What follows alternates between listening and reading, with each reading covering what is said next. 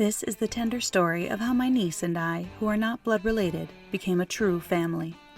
My name is Marie, and I'm a 35-year-old housewife. Sean and I met in college and started dating shortly thereafter. After college, I entered the workforce and we got married right before I turned 30. We have one son, Ryder, who had just turned 2 years old. He didn't talk much yet, but he was very curious and into everything. He even started walking before he ever crawled. Sean and I started discussing having a second child. We knew having another baby could be harder this time since we were getting older. My husband is the middle child of 3.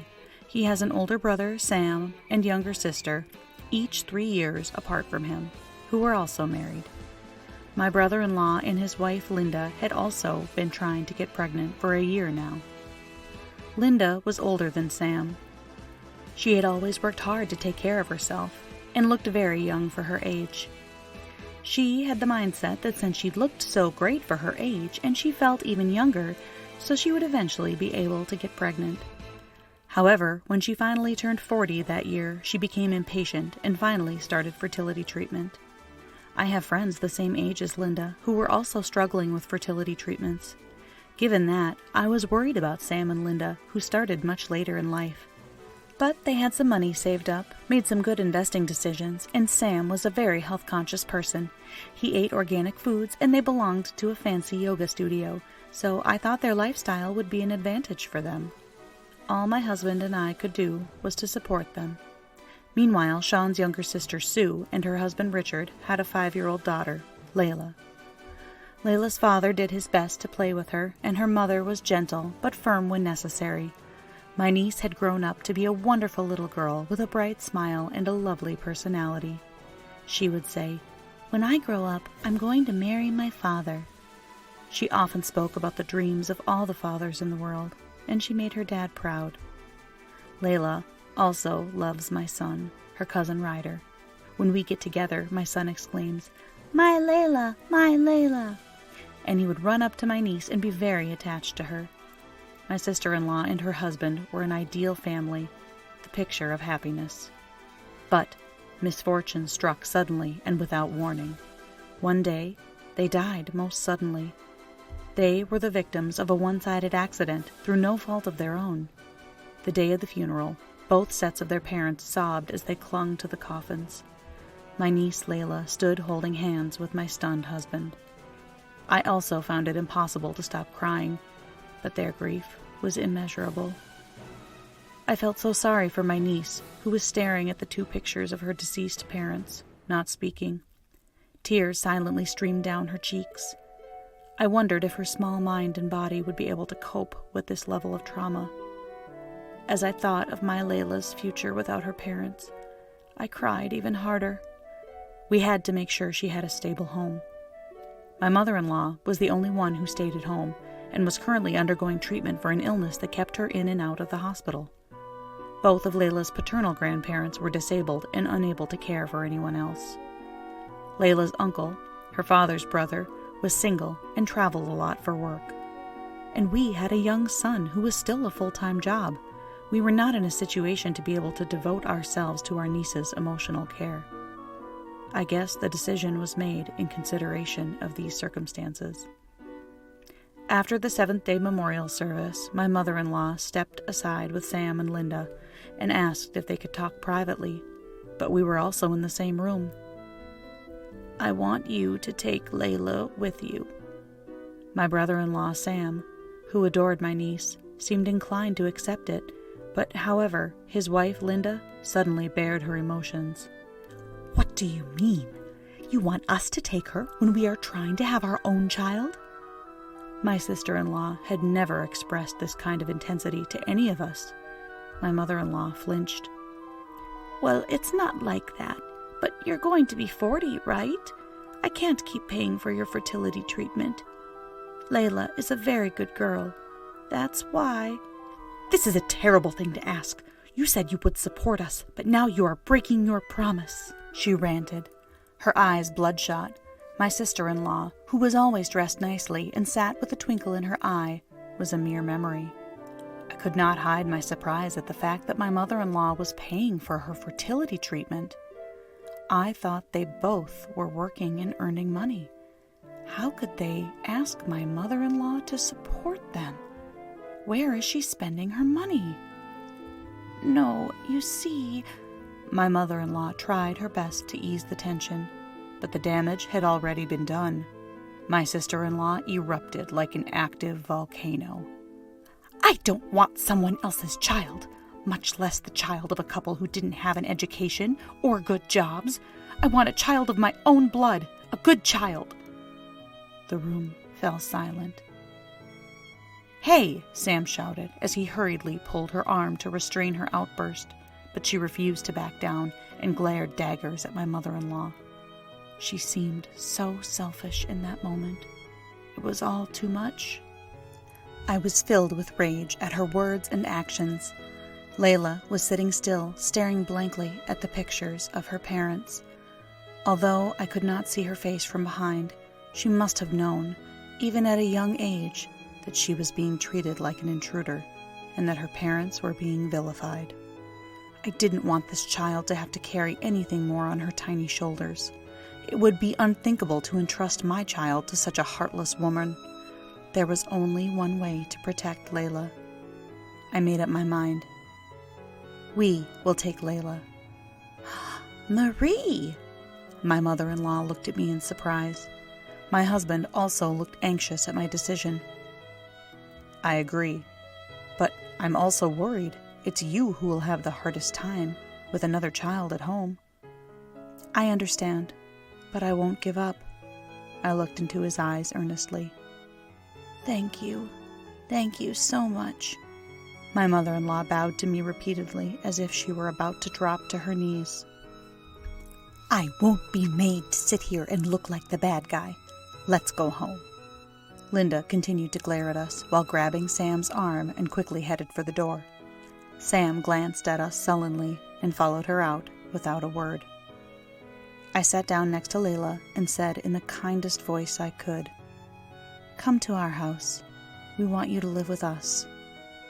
She replied quietly, I don't want to be a bother. No, it's not like that. We want you to come. My chest tightened at the sight of this small child who knew her place. At that moment, my son, who was playing with a toy car in the corner of the room, walked up to me. My Layla! My Layla!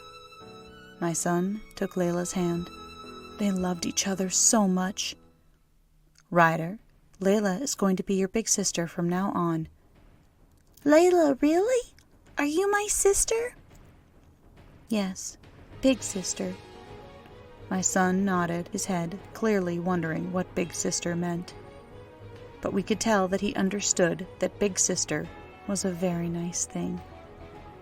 My big sissy Layla. Ryder squeezed Layla tightly, and the joy resonated in the room. My brother. Layla looked up at my husband and me with confusion. Nice to meet you, big sister Layla. I beamed at her, and her face crumpled into a joyful cry.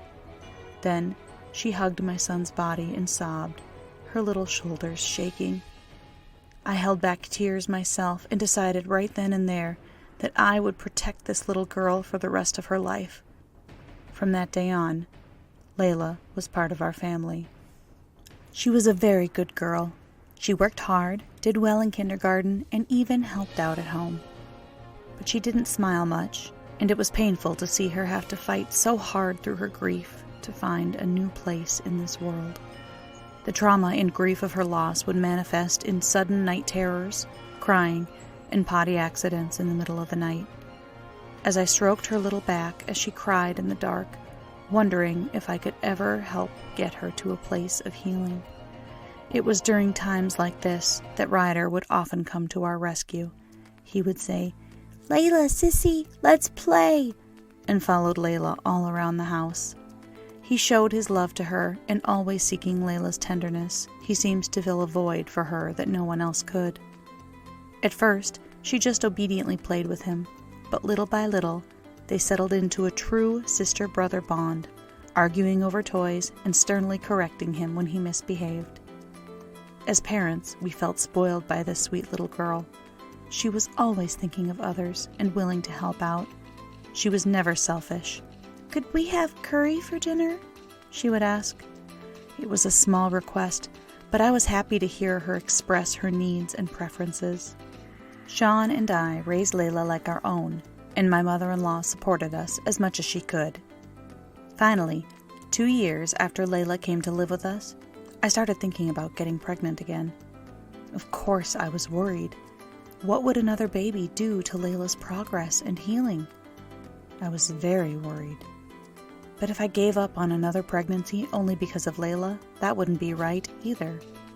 No matter which path I chose, I was sure I would have regrets and difficulties. Then I realized that we only have one life, and I wanted to live a life with no regrets. My husband and I decided to start trying, and we became pregnant. Finally, after several weeks of anxiety, once I felt it was safe to reveal, I told Layla, "We're going to have another baby, big sister Layla." Her eyes widened momentarily, surprised at my words. Then, after a brief pause, she smiled and happily snuggled into my belly. I loved the way she looked at me, and as I stroked Layla's head, we both thought of baby names.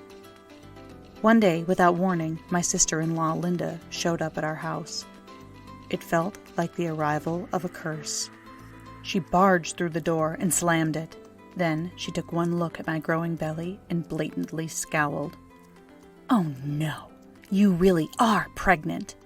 My mother-in-law had probably told her about my pregnancy. I wondered if she had come all the way here just to confirm it. "How can you take in a child who's not related to you and then have another baby? You have no common sense. I feel sorry for all these children you're raising." The way she just showed up to pick a fight with me made me so angry. What did she know about our family when she hadn't had any contact with us for the past 2 years? "We are happy.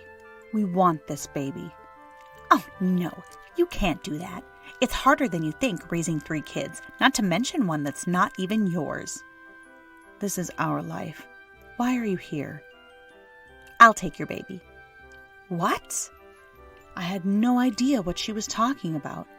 A few minutes ago, she was ranting about how children were so much trouble. "I can't continue with fertility treatments anymore, so I'll take your child." What? What is this person saying? I began to shake with anger. "There is no way I would give him to you. Don't act like you are offering to do me a favor." "Oh, no. Is it a boy again? You're so bad at this. Boys are so violent. I'd rather have a girl." "What?" "Then it can't be helped. That girl, Layla, right? I'll take her instead." I was astonished. First, the thought of insulting me, my parenting, and my pregnancy. Then, demanding this child after refusing to take her in 2 years ago. Now, after all this time, you want to take Layla back. Absolutely not. You're crazy. She belongs with us. That child has gone through so much, and we are her home now. We took Layla in, and she's not a possession to be passed around. We are responsible for raising her to the end. I refused. What, you're going to act like her mother after raising her for only 2 years? I won't just hand her off to someone who mocks the 2 years she suffered and thinks of her as if she were an object. You have 3 children. Don't be greedy and give me one. Why would I give her to you? She was irritated and stomped her feet in frustration, as if she had expected me to just hand her over willingly. At that moment, the doorbell rang. At the same time, a man's voice comes from the other side of the door. It's her husband, my brother-in-law, Sam. "Hey, you're here, aren't you?" Give me a break. Sam opened the door with great force. Suddenly, Linda's face turned pale, and she bolted out the door. Sam narrowly managed to avoid colliding with her, and he said suddenly to me, "I'm sorry. I'll tell you what happened later." He then took off after her. I sat down on the spot as if the tension in my body had just been broken. Layla and Ryder, who had been hiding in the living room, approached me fearfully. "Kids, listen." "Mom, Layla isn't going anywhere, is she?" She's my big sister. She always will be, right? My son looked up at me anxiously. Of course, Layla is our family. I patted their heads, and Layla opened her mouth to speak. Am I allowed to stay here? The same question as 2 years ago. At that time, to be honest, a large part of me took her in out of pity. But now, she is my daughter. She completed a part of our family we didn't even know was missing. I want you to stay here forever. I spoke to her from the bottom of my heart. Layla, who looked like she was about to cry, responded with her best smile. Yeah! I gathered both children into my arms and squeezed them joyfully. The touch of my children in my arms warmed my heart, and I could feel my son in my belly moving happily. A few days after Linda's visit, Sam and my mother-in-law came to apologize for her behavior, and then shared a shocking secret. Linda had been having an affair.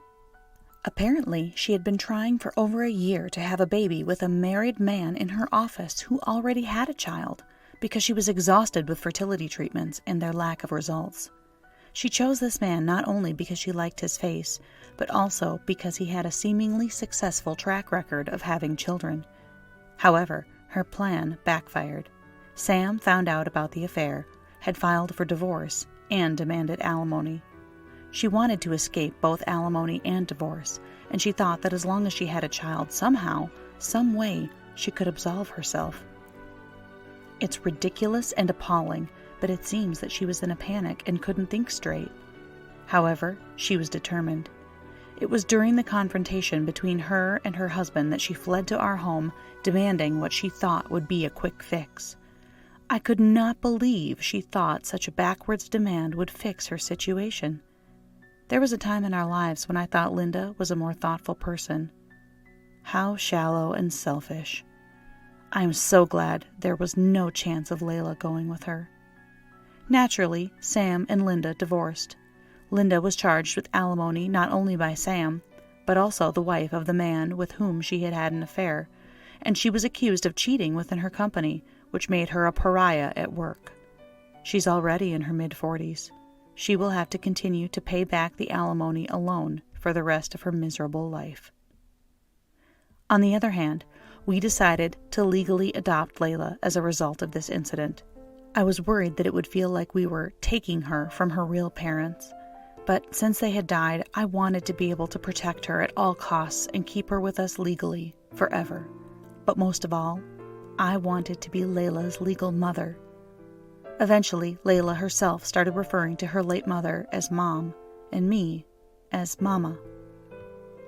We slowly grew our relationship to become like a real mother and daughter. Today is my daughter Layla's coming-of-age ceremony. On this once-in-a-lifetime occasion, she asked me to wear my special red long-sleeved kimono. I suggested that she rent a modern kimono, but she said without hesitation, "Mama, I want to wear your kimono."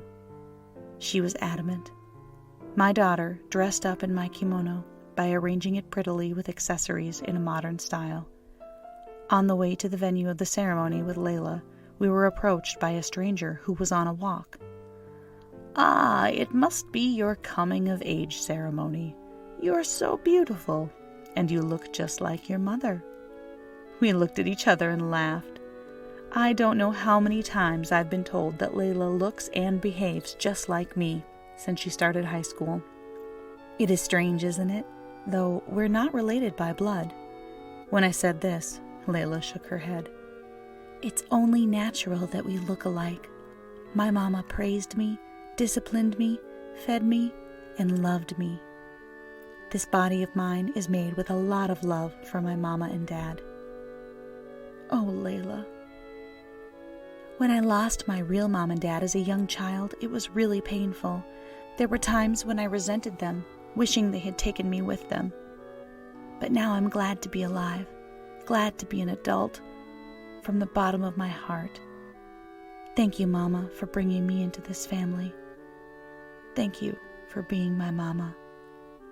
Tears and various emotions welled up in my heart as my daughter smiled beautifully at me saying these words. Thank you for being my daughter. Oh no, don't cry, Mother. Because I've been on the road since 5 a.m. and I've had my makeup professionally done. My teary-eyed daughter laughed in astonishment and held out a handkerchief to me. It has been a beautiful 15 years. There were days when we butted heads, didn't agree, and had heated arguments, but that's a natural part of being a parent and child. This year, Layla will graduate from a vocational school and enter the workforce. A parent's job is to make sure that a child grows up to be an adult who no longer needs them. And I have done my job. It is bittersweet, though, because Layla's presence has made my life better. Mama, even though I'm grown, I will still need you. Always. Of course, you are my precious daughter. Regardless of how we came to be a family, we will always be just that. Family.